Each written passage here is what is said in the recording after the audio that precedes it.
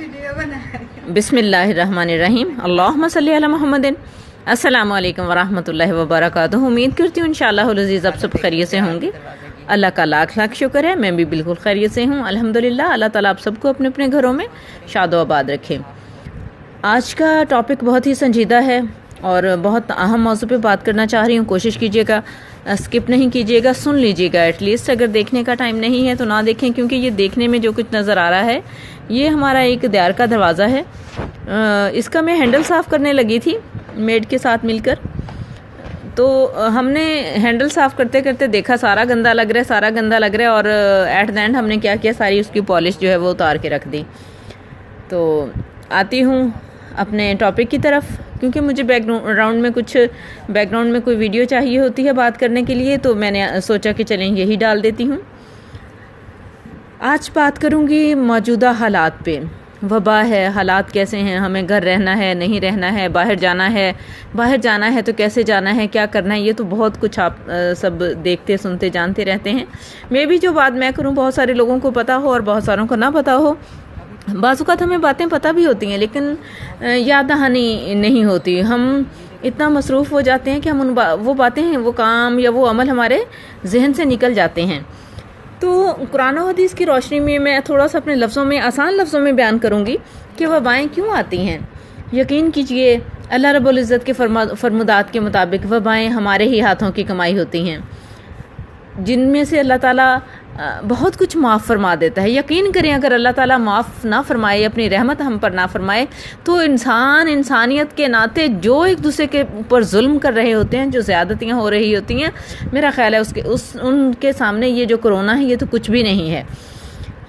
یہ سب انسان کے اپنے ہاتھوں کی کمائی ہوتی ہے، جس میں سے اللہ تعالیٰ کچھ معاف فرما دیتا ہے اور کچھ کی آزمائش یا عذاب کی صورت میں وبائیں آتی ہیں۔ اور اللہ تعالیٰ قرآن پاک میں یہ بھی فرماتا ہے کہ بڑے عذاب سے پہلے اللہ تعالیٰ چھوٹا عذاب چکھائے گا۔ اس کی وجہ ہے، کیا وجہ ہو سکتی ہے کہ اللہ تعالیٰ اپنے بندوں کو ہلاک کرنے کے لیے تو پیدا نہیں کرتا، اللہ تعالیٰ اپنے بندوں کو دکھ یا تکلیف دینے کے لیے تو پیدا نہیں کرتا۔ اللہ تعالیٰ تو 70 ماہوں سے بڑھ کر پیار کرتا ہے۔ غور کیجئے کہ ایک ماں کیا اپنے بچے کو تکلیف دیتی ہے، درد دیتی ہے، دکھ دیتی ہے، تو اللہ تعالیٰ کیسے اپنے بندوں کو دکھ دے سکتا ہے یا ان پر ظلم کر سکتا ہے؟ اللہ ایسا نہیں ہے۔ اللہ تو بہت بڑا غفور و رحیم ہے۔ وہ تو ہمارے بہت سارے عیبوں پر، بہت سارے ہمارے گناہوں پر پردہ ڈالتا ہے اور ان کو معاف کر دیتا ہے۔ جب کوئی بات حد سے گزر جاتی ہے تو پھر اللہ بڑے عذاب سے پہلے چھوٹے عذاب کا مزہ چکھا کر انسانیت کو ایک جھٹکا دیتا ہے تاکہ وہ سدھر جائے اور لوٹ آئے اپنے رب کی طرف، اللہ تعالیٰ سے خشوع و خضوع کے ساتھ رجوع کر لے۔ اور یہ انسان کے حق میں بہتر ہے۔ اگر کسی انسان کو راہ راست اور ہدایت مل جاتی ہے کسی وبا کی وجہ سے، کسی عذاب کی وجہ سے، کسی تکلیف کی وجہ سے، تو اس کے لیے تو یہ رحمت ہے۔ اس نے ہدایت پالی اور ہمیشہ کی زندگی کو محفوظ کر لیا۔ یہ ساری باتیں ہمیں اس لحاظ سے بھی سوچنے کی ضرورت ہے۔ کسی بھی قوم پر عذاب کیوں آتا ہے؟ جب بھی کسی قوم میں بے حیائی پھیلتی ہے، یہ حدیث مبارکہ کا مفہوم ہے، جب بھی کسی قوم میں بے حیائی پھیلتی ہے، یہاں تک کہ وہ اعلان کرتے ہیں اس پر، یعنی بے حیائی کا اعلان کرتے ہیں، ان میں طاعون اور ایسی مہلک وبائیں پھیلتی ہیں اور ایسی تکلیف دہ موذی بیماریاں پھیلتی ہیں کہ جو ان کے پہلے آباء و اجداد اور اسلاف میں وہ بیماری نہیں گزری تھی۔ یعنی اللہ تعالیٰ ان کو ایسی بیماریوں میں سے گزارتا ہے جو پہلے کبھی دیکھی سنی نہیں ہوتی۔ جیسے ہم نے آج سے پہلے کبھی کرونا دیکھا سنا نہیں تھا، تو یہ بیماریاں فحاشی کی وجہ ہیں۔ اللہ تعالیٰ ہم سب کو نیکی کی توفیق عطا فرمائے۔ اور عذاب جو ہیں وہ مختلف قسم کے گناہوں کی وجہ سے اللہ تعالیٰ کی طرف سے آتے ہیں، جن میں فحاشی ہے جو عام ہو جائے اور جہرن ہو، اور ناپ تول میں کمی ہے جو قحط کی صورت پیدا کرتی ہے۔ زکوٰۃ نہ دو گے تو آسمان سے بارش کو روک دے گا۔ اللہ تعالیٰ یہاں تک فرماتا ہے کہ اگر جانور روئے زمین پر نہیں ہوتے تو اللہ تعالیٰ زکوٰۃ جب بند ہو جائے گی دینی تو بارش نہ برسائے۔ اتنا زیادہ اللہ تعالیٰ کو اس بات پر غصہ آتا ہے کہ جب زکوٰۃ دینی بند کر دی جاتی ہے تو اللہ بارش کو روک لیتا ہے، لیکن اللہ بارش برساتا ہے جانوروں کی وجہ سے۔ لیکن ابھی الحمدللہ ثم الحمدللہ خیر والے لوگ موجود ہیں اور جو اہتمام کرتے ہیں زکوٰۃ دینے کا۔ عہد شکنی کیا؟ جو اللہ اور اللہ کے رسول صلی اللہ علیہ وآلہ وسلم سے عہد کیے گئے ہیں، اگر وہ توڑ دیے جائیں جو اللہ نے اور نبی اکرم صلی اللہ علیہ وآلہ وسلم نے مسلمانوں سے یا انسانیت سے کیے ہیں، تو اللہ تعالیٰ ان پر، مسلمانوں پر خاص طور پہ، دشمنوں کو مسلط کر دیتا ہے۔ یہ بھی عذاب کی صورت ہے۔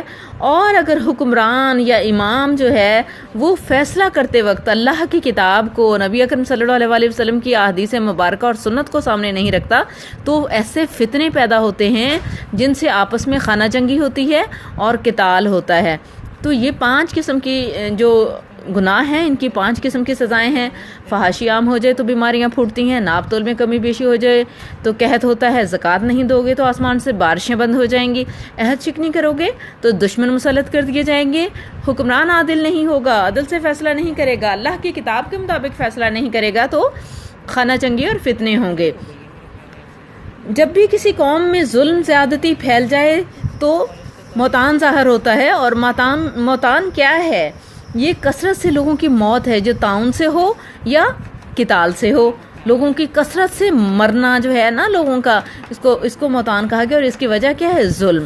اب ہم دیکھتے ہیں کہ یہ سارے جو اسباب ہیں کیا ہمارے معاشرے میں ہیں؟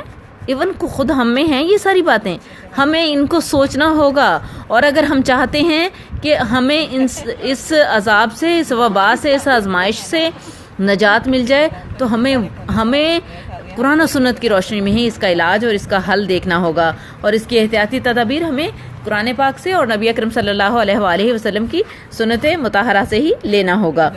نبی اکرم صلی اللہ علیہ وآلہ وسلم نے وبا والی، طاعون والی جگہ پر جانے سے منع کیا، اگر وہاں ہو تو وہاں سے آنے سے منع کیا، یعنی وہاں ہی رکے رہنے کو کہا، جو آج کل ہمارے لاک ڈاؤن کو ظاہر کرتا ہے۔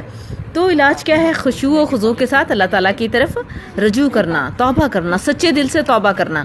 اسی لیے اللہ تعالیٰ فرماتا ہے نا کہ بڑے عذاب سے پہلے چھوٹے عذاب کا مزہ دوں گا۔ اس کی وجہ کیا ہے؟ کیوں اللہ چکھائے گا چھوٹا عذاب؟ تاکہ لوگ دل سے رجوع کریں اللہ کی طرف پلٹ آئیں۔ اور اس کی ایک وجہ یہ بھی ہے کہ دین کی حفاظت کرو، اللہ تعالیٰ آپ کی حفاظت کرے گا۔ جب اللہ تعالیٰ کے دین کی حفاظت نہیں ہوتی، انسانوں کے سامنے یا خود مومن یا مومنوں کے سامنے دین کا مذاق اڑایا جائے گا تو کیا عذاب نہیں آئے گا؟ سوچنے کی بات ہے۔ دین کی حفاظت کریں، سچے دل سے دین کے اوپر پابند ہو جائیں، غمزن ہو جائیں، انشاءاللہ العزیز اللہ تعالیٰ حفاظت کرے گا۔ زکوٰۃ دیں، صدقہ خیرات کریں۔ دیکھیں زکوٰۃ فرض ہے، اگر زکوٰۃ نہیں دی گئی تو صدقہ خیرات تو لگتا ہی نہیں ہے۔ سب سے پہلے زکوٰۃ کا سچے دل کے ساتھ اہتمام کریں، پھر صدقہ اور خیرات کی کثرت کریں۔ اگر زندگی نہیں ہے تو مال اور دولت اور جائیداد کے پڑے ہوئے ڈھیر اور انبار کس کام کے ہیں؟ پھر یہ تو کسی کے کام آنے والے نہیں ہیں نا۔ اگر روئے زمین پر انسانیت ہے اور زندگی ہے تبھی یہ انسانوں کے کام آنے والے ہیں۔ جو کچھ ہم کر سکتے ہیں وہ ہمیں کرنا چاہیے۔ اللہ تعالیٰ نے انسان کو بالکل بھی ہلاک کرنے کے لیے یا عذاب دینے کے لیے پیدا نہیں کیا ہے۔ یہ جو ہلاکتیں ہوتی ہیں، یہ جو عذاب آتے ہیں، یہ ہمارے اپنے ہی ہاتھوں کی کمائی ہے۔ لیکن ہم ایماندار ہونے کے باوجود، ایمان لانے کے باوجود اس بات کو ماننے کے لیے تیار ہی نہیں ہوتے کہ یہ سب ہمارے ہاتھوں کی کمائی ہے۔ پتہ نہیں ہم کہاں کہاں اس کے اسباب ڈھونڈتے پھرتے ہیں۔ آپ کو کیا لگتا ہے یا مجھے کیا لگتا ہے کہ اگر کوئی کافر ہمارے اوپر مسلط ہونا چاہتا ہے تو اللہ کی مرضی کے بغیر ہو جائے گا؟ نہیں، اللہ کی مرضی کے بغیر تو پتہ بھی نہیں ٹوٹتا، سوکھے ہوئے درخت کا سوکھا ہوا پتہ بھی نہیں گرتا۔ ہمارا اتنا ایمان ہے۔ اور نبی اکرم صلی اللہ علیہ وسلم نے فرمایا کہ اگر آپ کے جوتے کا تسمہ بھی خراب ہو جائے تو بھی اللہ تعالیٰ سے کہو کہ یا اللہ اس کو ٹھیک کر دے۔ جب اتنی چھوٹی چھوٹی چیزوں کے لیے اللہ تعالیٰ کو پکارنا ہے تو یہ اتنی بڑی وبا کیسے اللہ تعالیٰ کی مرضی کے بغیر آ گئی ہے؟ اور یہ اللہ کی مشیت کے بغیر کسی کو نہیں لگتی۔ جس کی جو لکھی ہے اس کے ساتھ وہی ہونا ہے۔ لیکن کیا ہے؟ اللہ تعالیٰ نے کوئی بیماری ایسی نازل نہیں کی جس کا علاج نہ ہو، کوئی بیماری ایسی نہیں ہے روئے زمین پر جس کا اللہ تعالیٰ نے علاج پیدا نہیں کیا۔ یہ اور بات ہے کسی بیماری کے علاج کا کسی کو پتہ چل جاتا ہے اور کسی کو نہیں پتہ چلتا۔ ہمیں اگر بینگ سوسائٹی، اگر ہمیں ان چیزوں کو دیکھنا ہے کہ معاشرے میں رہتے ہوئے ہمیں کیا کرنا ہے، سب سے پہلے تو حقداروں کے حق ادا کرنے ہیں۔ کیا آپ یا میں نہیں جانتے کہ بھائی بھائیوں کے حق مار رہے ہیں، بھائی بہنوں کے حق مار رہے ہیں؟ اور سب سے زیادہ اہم اور ارجنٹ کام جو کرنے کا ہے، بے حیائی کو فی الفور ختم کیا جائے، بے حیائی کو ختم کیا جائے اور ظلم کو ختم کر دیا جائے۔ انشاءاللہ العزیز اللہ رب العزت اس وبا کو اٹھا لے گا، انشاءاللہ العزیز۔ جب بے حیائی ہوگی اور جب ظلم ہوگا، عدل نہیں ہوگا، عہد شکنی ہوگی اور فیصلے اللہ تعالیٰ کی کتاب کے مطابق نہیں ہوں گے تو یہ ایک وبا کیا ہے، پھر پتہ نہیں کیا کیا وبائیں آئیں گی۔ اگر ہمیں اس سے اور اس جیسی اور وباؤں سے بچنا ہے تو لازمی ہے کہ یہ سارے کام اللہ تعالیٰ کی کتاب کے مطابق کیے جائیں۔ سب سے پہلے تو ہمیں اپنا جائزہ لینا ہوگا اور اس بات کو تسلیم کرنا ہوگا جو کچھ کمی خامی گناہ خطا جو کچھ ہمارے اندر ہے ہمیں اس کو صحیح کرنا ہوگا۔ سب سے پہلی بات تو یہ ہے کہ ہم مانتے ہی نہیں ہیں، ہم اپنے آپ کو یوں سمجھ رہے ہوتے ہیں دودھ کے دھلے ہوئے، اور ہمیں سارے عیب ہی دوسروں میں نظر آتے ہیں۔ یقین کیجئے اگر ہم سچے دل کے ساتھ اپنا جائزہ لینا شروع کر دیں تو ہمیں اپنے آپ سے زیادہ گنہگار، اپنے آپ سے زیادہ برا انسان نہیں ملے گا، لیکن ہم دوسروں کے اوپر ساری باتوں کو ڈال کر کے اپنے آپ کو صاف ستھرا سمجھ کے بیٹھے رہتے ہیں۔ یہ بھی اللہ تعالیٰ کی طرف سے بہت بڑی رحمت ہوتی ہے کہ اللہ رب العزت ہمیں ہمارا ہی دل دکھائے، ہمیں ہم اپنا ہی عکس نہ دکھا دے، ہمیں ہمارے اندر کا حال بتا دے، اور اللہ تعالیٰ ہمارے اوپر ہمارے کردار کو، ہمارے اخلاق کو، ہمارے اعمال کو عیاں کر دے۔ یہ اللہ تعالیٰ کی بہت بڑی رحمت ہے۔ اگر یہ ہمیں زندگی میں، اور اس زندگی میں جب ہم توبہ کر سکیں اور اللہ تعالیٰ کی طرف رجوع کریں، اس وقت ہم پر یہ آشکارا ہو جائے اپنا حال، اپنے اعمال، تو یہ اللہ تعالیٰ کی بہت بڑی رحمت ہے، اور ہمیں اس انداز سے اپنے آپ کا جائزہ لینا ہے کہ اللہ تعالیٰ اس وبا کو اٹھا لے، اور زندگی ہے یا موت ہے، ہر صورت میں ہمیں اللہ تعالیٰ کی اطاعت میں رہنا ہے۔ اگر ہم صبر سے رہیں اور اجر کی امید رکھیں اور اس کو اللہ کی رضا سمجھیں، اور اللہ تعالیٰ کی رضا میں تمام احتیاطی تدابیر کے ساتھ ساتھ اللہ تعالیٰ کی مرضی، اللہ تعالیٰ کی منشا کے تابع ہو جائیں، تو بھی ہمارے لیے اجر ہے۔ یہ زندگی ہے تو بھی، نہیں ہے تو